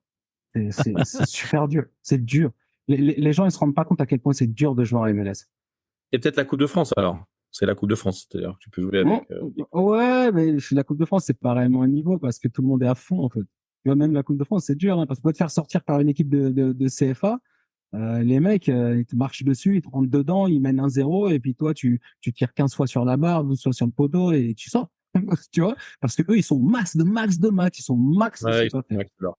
Et en fait, dans les MLS, ils sont jamais vraiment, ils sont au max de leur capacité physique, parce que le championnat, il est physique, il court tout le temps. Super physique, ouais. Il court tout le temps, il rentre dedans et tout, etc. Je te dis, des fois, tu vas jouer avec des joueurs et tu te dis, putain, merde, quoi. Tu fais un appel, l'appel, il est simple. Mets-moi la balle devant, il te met la balle dans les talons. Tu joues avec des joueurs comme ça te tire vers le bas. Donc, Ouais, il bien. faut absolument que dans une équipe d'MLS, tu aies au moins 4 joueurs de très haut niveau pour pouvoir combiner ensemble et pour pouvoir atténuer la faiblesse des autres. J'avais envie de venir aux États-Unis, j'avais envie de vivre à New York, j'avais envie de vivre l'expérience. Sinon, j'aurais pu rester en France, hein, j'aurais pu aller dans un autre club de Ligue 1, et puis voilà, faire ma fin de carrière tranquille et tout, etc. Sauf que j'avais d'autres plans, quoi. Ouais, tu préfères ça au Qatar ou à la Chine? Oui. Non, ça me correspondait plus. À l'époque, tu te renseignes un petit peu sur l'organisation, sur les clubs, tout ça, ou c'est vraiment Ouais, si, je me renseigne beaucoup parce qu'à la base, dans le club où je devais aller, c'était New England, le Chiens. Ah, d'accord. C'était Boston. C'était pas New York parce que tu sais, sur les règles de MLS, il y a un autre club de MLS qui vient derrière et qui te veut, et ben, il est obligé de discuter avec ce club-là parce que ce club a mis une note dessus. Et donc, du coup, ça se trade. Parce que c'est le système de trade, de trade Ouais. comme en NBA, NFL, etc. Donc oui, je m'étais beaucoup renseigné sur les règles, sur les trucs et tout, etc. Parce que, tu vois, par exemple, j'aurais pu, et j'aurais dû aller en tant que designated player à New England, mais j'ai préféré aller en jouant normal. Donc en gros, je touchais pas à ce que le mec comme Thierry touchait. Je touchais quasiment que dalle quand je jouais. Ouais, non, t'as joué pour le plaisir à New York. Ouais, j'ai joué Quasiment. pour l'expérience. Ah oui, clairement. Vraiment, j'ai joué pour l'expérience de la ligue, l'expérience de la vie, l'expérience du truc. Mon but, c'était vraiment de venir jouer le plus longtemps possible, ce qui me restait à jouer, et voir comme si ça me plaisait, etc. Et aussi de connaître vraiment la ville de New York. Et voilà. Je me rends compte qu'on a quasiment pas parlé de l'OL, ce qui est dommage. Je pense qu'on va vraiment se faire défoncer parce que c'est une super belle carrière. Et Il n'y a pas trop d'équipe de France. Ouais. C'est moi, j'ai trop bougé en fait. J'ai trop bougé, mais j'ai adoré ma période.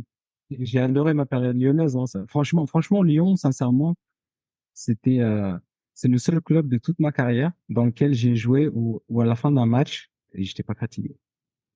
Je pouvais rejoindre un match derrière. Je sais pas, il y avait un truc. On avait une dynamique, et je pense que c'est ce qui a créé cette dynamique des 7 titres, etc. Bon, en fait, on a créé une dynamique dans laquelle ensemble, on se sentait vraiment très fort. Et du coup, quand tu te sens vraiment fort, tu dépenses beaucoup moins d'énergie sur le terrain et tout ce que tu fais, c'est à bon escient. Et ça fait que, en fait, tout devient facile, en fait. Et quand je jouais à Lyon, j'avais vraiment la sensation que le foot, c'était facile. Et je me disais vraiment, je peux jouer n'importe où. Le foot, c'est facile. Vraiment. c'était le club qui était d'une stabilité à toute épreuve. Il y avait jamais de changement d'entraîneur en cours de saison. Les effectifs, il y avait 2 ou 3 ajouts tous les ans. C'était un modèle de management à l'époque. Ouais, tu te sentais protégé, tu te sentais aimé par les fans, c'était précis, professionnel. C'était le club comme il a été construit et comme on a participé à le construire. C'était exceptionnel. Et même, tu vois, même cette relation avec les supporters, dans aucun club, j'ai supporters et quand ils venaient aux entraînements, on était heureux d'être ensemble. Ils nous encourageaient avant les matchs importants de la Coupe d'Europe. On allait les voir dans leur local, parler avec eux, boire un verre, on les regardait faire un petit faux et tout. Je te dis, tu te dis, joueur de foot comme ça, je veux vivre 50 ans, je veux avoir une carrière de 50 ans, comme ça, tranquille. Et tu te dis, c'est le plus beau métier du monde, à jamais, vraiment. Après, tu as d'autres situations où tu te dis, putain, le football, c'est un calvaire. Un calvaire de dingue. C'est ça qui est incroyable dans le foot. Jean-Michel Aulas, tu avais des relations étroites avec lui ou Non, il était proche des joueurs. Il a toujours été très proche des joueurs. Hein. Jean-Michel, tu pouvais l'appeler si tu avais un problème. Mais bon, comme il n'y avait pas de problème, on ne l'appelait pas, quoi. Donc, non, non, non, on a toujours été proches. Même là, quand on se voit, on a plaisir à se discuter, on se fait la bise, tout. Il n'y a pas de, non, non, il a toujours été proche de ses joueurs. Mais après, il est froid, hein. Il est très froid, hein, par contre, après, hein. Dans le business, c'est le business, hein. Par contre, lui, là, dans les décisions managériales, il est très froid, hein. S'il faut qu'il se sépare de toi, il se sépare de toi, hein. Et moi, quand je suis parti à Marseille, à la base, j'arrive, je signe à Marseille en août. Pendant juillet, en fait, on est en train de discuter de ma prolongation, hein. Et en août, quand il voit la proposition de transfert, on a switché de tu vas prolonger à tu vas partir. et toi, tu voulais rester? Moi, je voulais absolument rester. Je voulais rester plus que tout. Et tu penses que une fois que le Colas avait vu le chiffre proposé par Marseille, ça y est, c'était fini. Il n'y avait aucune chance que tu puisses rester? Non, il y avait aucune chance que je puisse rester. Aucune chance pour moi. C'était ancré dans sa tête. Parce qu'à la base, en fait, quand moi je suis en train de discuter de la prolongation et qu'on parle, à la base, le club est plus enclin à vendre Sydney ou Elbert, mais pas moi. Mais en fait, il y a pas eu de proposition de mon niveau qui est venue pour les deux, donc c'est moi qui suis parti en fait. Je me rappelle qu'à l'époque, j'étais avec le directeur commercial qui était Monsieur Malkani. Et on discutait des planches. Il m'avait ramené des planches parce qu'il voulait faire des bandeaux à mon nom. Parce que quand je joue avec un bandeau, donc il voulait faire des bandeaux à mon nom pour les vendre et tout, etc. Et je choisissais les designs et tout. J'étais vraiment pas dans un esprit de partir, absolument pas. Moi, j'étais chez moi, j'étais heureux d'être là et à un moment donné, il a fallu que je parte. Et pour le coup, tu vois, depuis tout à l'heure, je te dis, ah, à Paris, j'ai baissé mon salaire, je suis parti à New York, j'ai pas touché beaucoup. La seule fois de ma carrière où je suis parti à contre-cœur, c'était pour l'argent. Parce que Lyon prenait de l'argent et que moi aussi, je prenais de l'argent. Et du coup, j'ai eu une coalition de gens qui sont rentrés dans ma tête et nous dire, mec, tu peux pas refuser cet argent, en fait. Ce salaire-là, il se refuse pas. Et c'est la seule fois de ma vie que j'ai craqué pour de l'argent. La seule fois de ma vie. Alors que tu gagnes 2 fois le titre de suite, quoi. Ou 3 fois d'ailleurs, 3 fois de suite. 3 fois. Trop fort. quoi. Surtout la dernière saison où t'es on fire, quoi. Tu marques, ton triplé 9e journée, doublé à la 13e, tu termines les 7 derniers matchs, 4 buts sur les 7 derniers matchs. Enfin, t'étais complètement on fire, quoi. J'étais vraiment lancé. Hein. Non, j'étais vraiment lancé. C'était la saison d'après, j'allais continuer à marquer dans ces niveaux-là. Puisque j'ai continué à le faire à Marseille en marquant 10 dans un environnement qui était pas simple. Donc, dans un environnement où j'étais choyé, où tout le monde m'aimait, j'allais continuer sur sur cette lancée-là, clairement. La morale de l'histoire, c'est qu'il faut jamais céder aux sirènes de l'argent. Est-ce que tu dirais ça maintenant avec le recul? Non, je dirais pas ça, parce que chacun est comme il est. La morale de l'histoire, c'est suivre son instinct. Ça n'a plus rien à voir avec l'argent. Mon instinct me disait, faut que tu restes à Lyon. Et j'ai pas suivi mon instinct. C'est ça la morale de l'histoire. Est-ce que tu considères que c'est les plus belles pages de ta carrière en club, Lyon? Oui, oui, facilement. Il y a eu des beaux matchs en Ligue des Champions, il y a eu des titres gagnés, il y a eu le premier titre de l'histoire du club. C'est des trucs qui me marquent. Lyon, donc on en a quand même parlé au final. Guillaume, est-ce que tu as ta liste de questions mitraillettes? Alors, première question, Peggy, Paris ou New York? En tant que ville, Comme tu veux. New York. New York. Yes. Excellente réponse, si je puis me permettre. New York ou Strasbourg? Strasbourg. Quelle est la pire insulte que tu aies eue sur un terrain de foot ou que tu aies entendue? Je sais pas s'il y a une pire insulte. Il y a toutes les insultes sur un terrain de foot. Toutes. Sans exception. Celle Donc, qui t'a le plus choqué? celle qui m'a il y a pas d'insulte qui m'a choqué. J'ai jamais, tu vois, par exemple, quand Valverde, il dit que le mec lui a parlé de son enfant qui était mort quand sa femme a fait fausse couche ou je sais pas quoi, etc. J'ai jamais entendu de truc de ce style-là. Ça c'est ignoble. J'ai jamais entendu de truc ignoble. Voilà. Petit corollaire à cette question. Quand tu vois que Zidane dégoupille en 2006 parce que le mec aurait insulté sa mère ou insulté sa sœur, alors je juge pas évidemment parce que c'est finale de Coupe du Monde, dernier match, donc état émotionnel incroyable. Mais ce genre de truc, tu dois l'entendre tous les jours sur un terrain de foot. Ouais, bien sûr. Après, je sais pas quels étaient ses antécédents avec Materazzi, hein. Mais, mais oui, ça, oui, bien sûr. Le moment où tu t'es senti le plus seul? Je crois que c'est le moment c'est le moment où je me rends compte quand je parle avec Jean-Michel Aulas et qu'en fait, il me fait comprendre que quoi qu'il arrive, il va me vendre. Alors que 15 minutes, j'avais parlé avec Paul Le Guen qui me disait, moi, je veux absolument te garder. Et à ce moment-là, je me rends compte vraiment que je suis tout seul. Ouais, tout seul. Ouais, c'est très NBA style, quoi. Où le mec, le mec se fait un tatouage de son équipe, le lendemain, il est transféré dans une autre équipe. Ouais, mais quand t'es aux États-Unis et que tu fais un truc comme ça, t'as une vidéo. Ouais. Ouais, non. Ah, c'est brutal. C'est brutal quand même. Le plus gros chambreur, celui qui est sur un terrain qui chambre le plus les adversaires.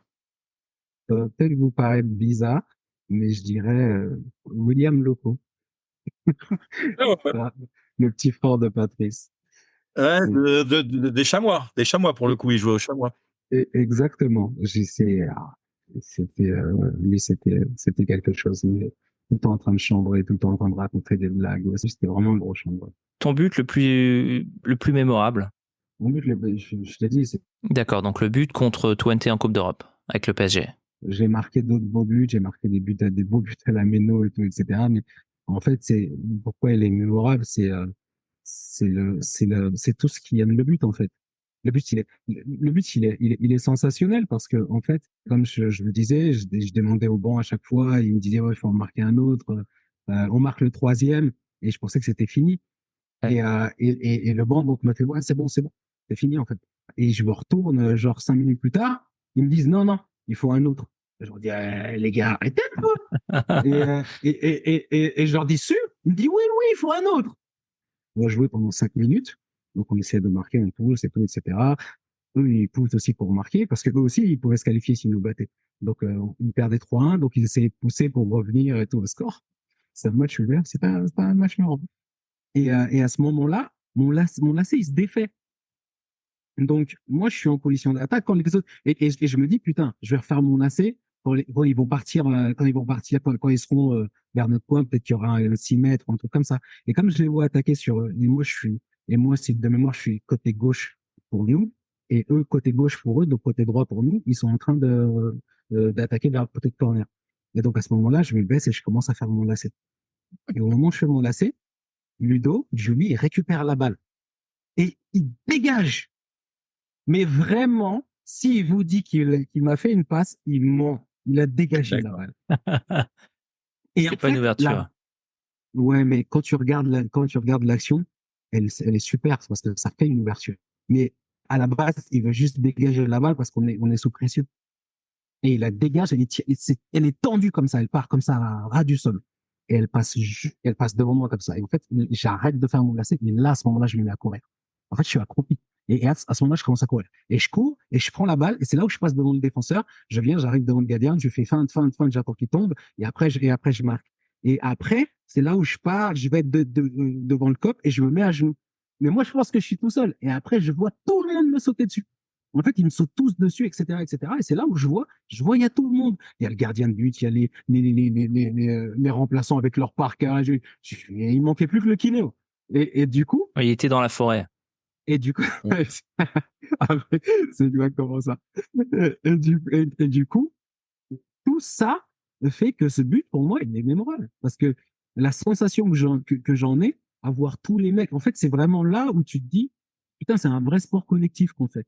On est plus dans l'individuel, on n'est plus dans rien, on est dans le vrai collectif. Et c'est pour ça que j'adore ce but, en fait. Mais pas simplement le collectif des équipiers, mais aussi avec le public, tu vois, parce que en plus, tu vois, comme je suis juste en bas, juste devant les grilles, il y avait encore des grilles à l'époque, tu vois tous les mecs qui descendent. Tu vois ce que je veux dire? En fait, toute cette image, elle est exceptionnelle. Elle est exceptionnelle. Quelle est la faute que tu préfères faire ou l'acte d'anti-jeu que tu préférais faire en tant qu'attaquant? La petite bâtardise de Peggy, quoi, le petit truc un peu bâtard que tu faisais en tant qu'attaquant. Qu'est-ce que je faisais? Parce que moi, déjà, je sais pas très bien tacler. Donc, si je tacle, c'est peut-être rouge. Donc, Oui. donc qu'est-ce que je faisais? J'adorais gêner les gardiens sur les corners. En fait, quand j'étais pas dans les jambes pour sauter pour mettre la tête et qu'on me disait, en fait, tu te mets dans les 6 mètres à la retombée pour voilà, récolter ce qui va venir, j'adorais me mettre près du gardien pour le gêner. Il était près de moi. Ce que je faisais, c'était pas cool. Mais je me mettais le plus près possible de son maillot, tu vois, d'ici là. Et au moment où il allait sauter pour prendre son impulsion, je tirais en sens contraire, tu vois, pour l'empêcher de sauter. Ouais. Et un jour, j'avais fait ça. Je me rappelle, j'avais fait ça. On avait joué contre Saint-Etienne à Jérôme Alonso et on avait marqué. Il avait couru après l'arbitre pour dire, ah, il m'a tiré. Moi, j'ai dit, ouais, moi, j'ai rien fait. En plus, et c'était quand tu étais à l'OL? Non, je crois que c'était quand j'étais à Strasbourg. Ah, dommage, parce que Ah là, ouais. en plus, là, t'aurais été un dieu vivant, là. C'est le derby contre Saint-Etienne, Non, petite j'ai faute. jamais joué de derby. Non, j'ai jamais joué de derby contre Saint-Etienne. Ils étaient en Ligue 2. Jamais joué de derby contre Saint-Etienne. Qui était le mec le plus mal fringué parmi toutes tes équipes? Le mec, tu le voyais arriver, tu disais, c'est pas possible, il a encore tenté quelque chose et ça n'a à nouveau pas marché. Il y avait des trucs, il y a toujours des trucs qui font rire, il y a toujours des erreurs, des égarements. Mais j'ai jamais joué avec un mec vraiment où je me dis tout le temps quand il vient, je me dis, mais c'est quoi ça? Jamais. Denis Conté, tu te rappelles de Denis Conté? Ah oui, bien sûr. Ouais, bien sûr. Ah ouais. Denis Conté, j'avais un vrai problème avec lui, c'est que je me disais, mais c'est pas possible. Il s'est levé il y a 2 minutes. J'avais l'impression qu'il venait toujours en pyjama, en fait. Il était, non, il était tout le temps débraillé, c'était tout le temps mais après, une fois, on habitait pas très loin de la Roberto. Et une fois, j'ai été chez lui et j'ai compris, en fait. J'ai compris, lui, c'était le genre de mec, tu vois les émissions aux États-Unis, Holders, Ouais. bah, c'était de ce style-là, en fait. Donc, D'accord. après, j'ai compris. Donc, moi, je te dirais Denis Conté parce que vraiment, lui, c'était vraiment, je prends pas soin de moi, en fait. Toi, est-ce que tu as une fringue que tu as du mal à assumer là, quelques années plus tard? Ouais, il doit sûrement y en avoir un paquet, mais il faudrait que je regarde des photos. Il y a pas une fringue qui me met spécialement mal à l'aise, mais il y a un paquet de fringues que j'ai porté où à la fin, des fois, je regarde, je me dis, putain, j'ai porté ça quand même. Ouais, on a tous fait ça. Mais c'est plutôt un pull que du coup, j'ai jamais porté, en fait. Mais c'est pas parce que j'en avais honte, c'est parce que, en fait, j'ai eu honte de l'acheter. J'ai vraiment eu honte de l'acheter, donc je pouvais pas le porter. En fait, un jour, je pars chez un grand couturier du Faubourg Saint-Honoré. Et j'avais l'habitude d'aller là-bas acheter des jeans parce qu'ils étaient bien taillés. Et en fait, il y avait ce pull et je le trouvais pas mal, un pull croisé, noir et blanc. Je le porte et j'avais pas regardé le prix en fait. Et parce que pour moi, c'était tous dans les mêmes prix. J'ai déjà été dans cette boutique, Ouais. j'étais habitué, etc. Et j'arrive à la caisse et donc elle me donne le prix du pull. Et là, t'oses pas Et dire non. là, elle me dit le prix du pull, c'est le prix d'une voiture. C'est n'importe quoi. Et une voiture en francs, hein, pas en euros. Là, Bien sûr. dans les voitures, c'est n'importe quoi. et, et là, je la regarde comme ça, parce qu'on était encore en francs en plus. Je la regarde comme ça et je me dis, merde, comment je me sors de ça? Et j'ai eu honte de dire non, mais une honte. J'ai eu honte de dire non et du coup, j'ai payé. Ah, Et, tu l'as acheté quand même. bah oui, j'ai acheté. Ah, je suis sorti avec le sac. Le sac, il faisait 20 kilos. Hein. Ouais. Je suis parti chez moi. En fait, j'ai jamais pu le porter. Et je l'ai emballé, je l'ai offert à mon père. Tu lui as dit combien tu l'avais payé ou pas? Jamais de la vie. Je l'ai jamais dit combien j'avais payé.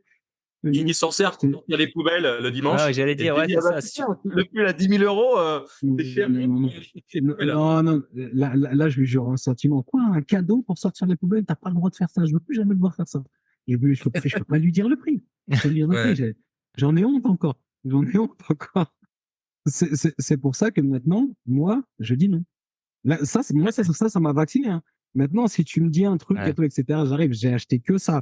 J'arrive avec ce truc-là à la caisse et que tu me dis ça coûte 2000 balles, je te dis garde ton truc et je pars.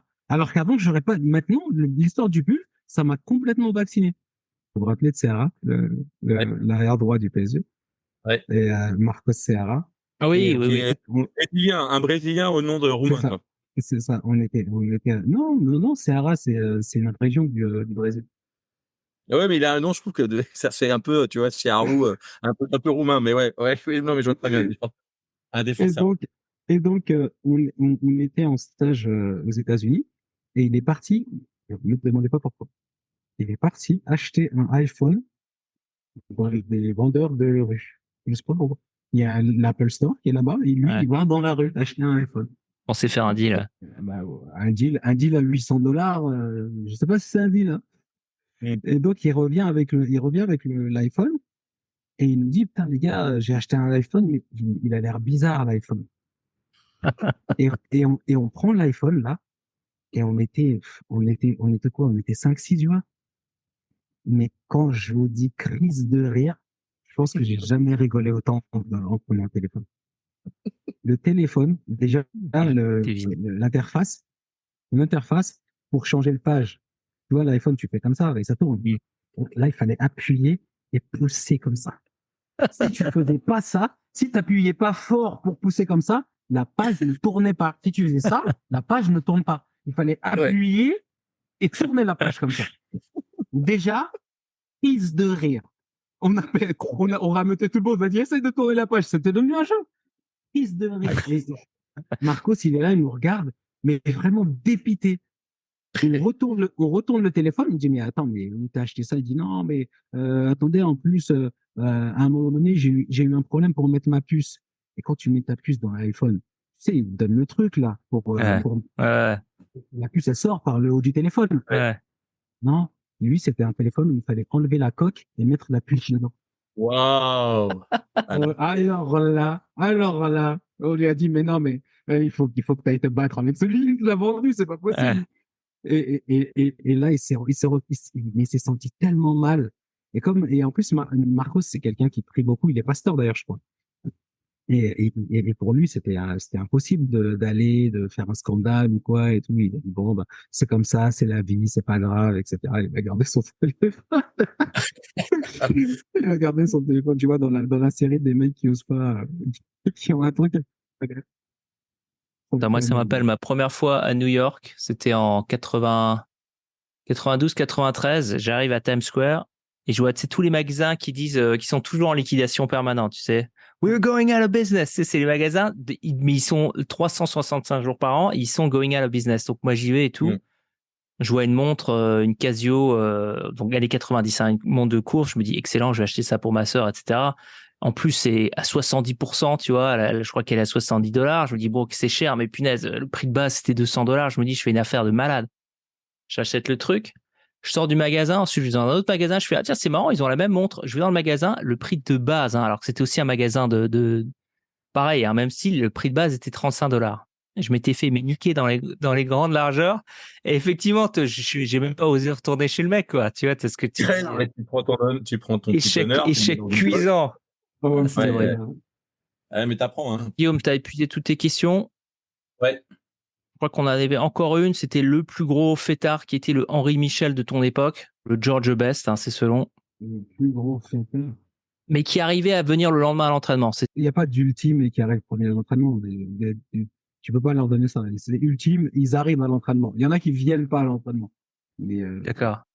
Alors, je sais que Sidney Govou a une réputation assez solide. En tout cas, du point de vue extérieur, c'est l'image qu'on se fait de lui et qu'il n'a pas démenti que qu'il avait une bonne résistance. ah non, Sidney, il aime bien, il s'en a fait. Non? Non, si. Non, Sidney, c'est mais en fait, on nous a construit une réputation comme si on sortait tout le temps ensemble, alors qu'on ne sortait pas ensemble. Donc, Non, mais je dis ça moi, juste parce que c'était ton coéquipier à Lyon, c'est pour ça. ouais, mais je sais pas, je sais même pas si c'est lui. Je sais pas pourquoi j'ai en tête Michael Marsiglia. Oh, oui. Strasbourg? Ouais. Michael Marsiglia, c'était un bon fêtard. Ah. C'était un bon fêtard. Guy, je te remercie vraiment. Tu nous as donné énormément de ton temps par 2 fois. C'est vraiment hyper sympa de ta part d'avoir ouvert tes souvenirs à deux amateurs comme Guillaume et moi-même. Pas de souci. Ok, merci beaucoup encore. Hein. Bye bye. Merci, Michel. Ciao.